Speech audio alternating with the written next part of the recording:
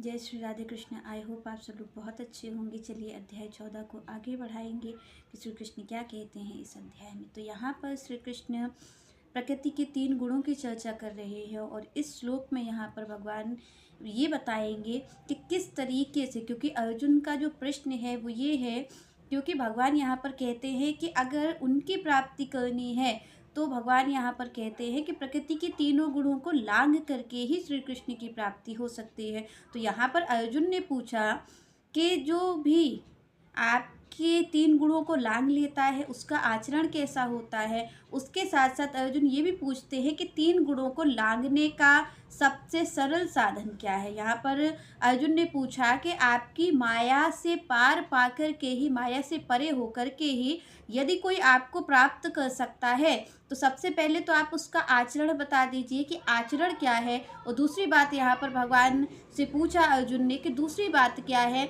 और दूसरा सवाल ये है अर्जुन का कि फिर आखिर क्या सरल उपाय है, कैसे इसको लांघा जा सकता है। तो सबसे पहले जब अर्जुन ने पूछा कि आचरण कैसा होता है तो यहाँ पर भगवान ने कहा कि जो मेरा भक्त होता है, जो तीनों गुणों को लांघे हुए होता है, उसका आचरण सबसे पहला ये है कि वो कहीं पर भी भागता नहीं है।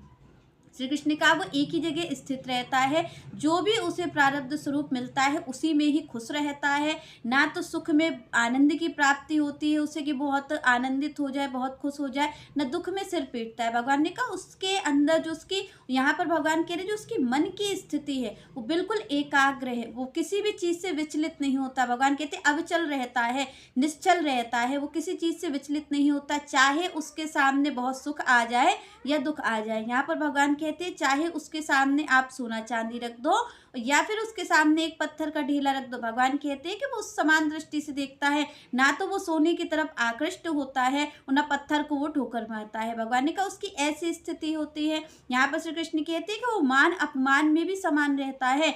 अगर उसकी खूब स्तुति हो रही है, मान सम्मान हो रहा है, तो भी वो किसी की और ज़्यादा आकर्षित नहीं होता कि मान सम्मान वाले के पास जा करके बैठ जाए। और कोई उसकी निंदा कर रहा है, कोई उसकी बुराई कर रहा है, तो भी यहाँ पर श्री कृष्ण कहते हैं कि वो उसके प्रति द्वेष भाव नहीं रखता।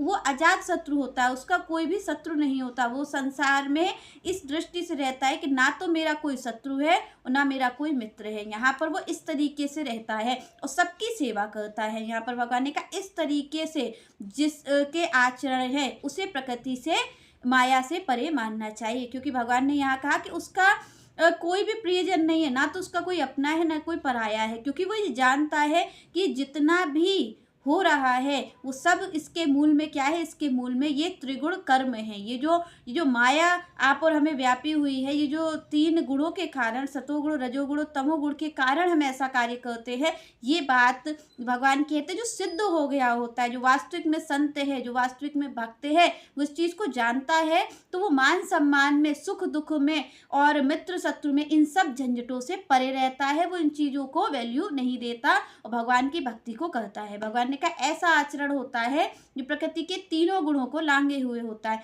आगे भगवान से जो दूसरा प्रश्न अर्जुन करते हैं वो ये कहते हैं कि आखिर कैसे आप और हम, हमारे लिए ही श्री कृष्ण से पूछा है अर्जुन ने कि कैसे आपके इन प्रकृति के तीनों गुणों को सरलता से लांघा जा सकता है। क्योंकि जिस तरीके से भगवान ने बताया कि सुख दुख में समान स्थिति है, मान अपमान में समान स्थिति है, कोई मित्र भाव नहीं है, कोई शत्रु भाव नहीं है, तो ये बड़ा कठिन कार्य है। अर्जुन ने कहा कि ये कैसे संभव है, तो आप हमें कृपा करके ये बता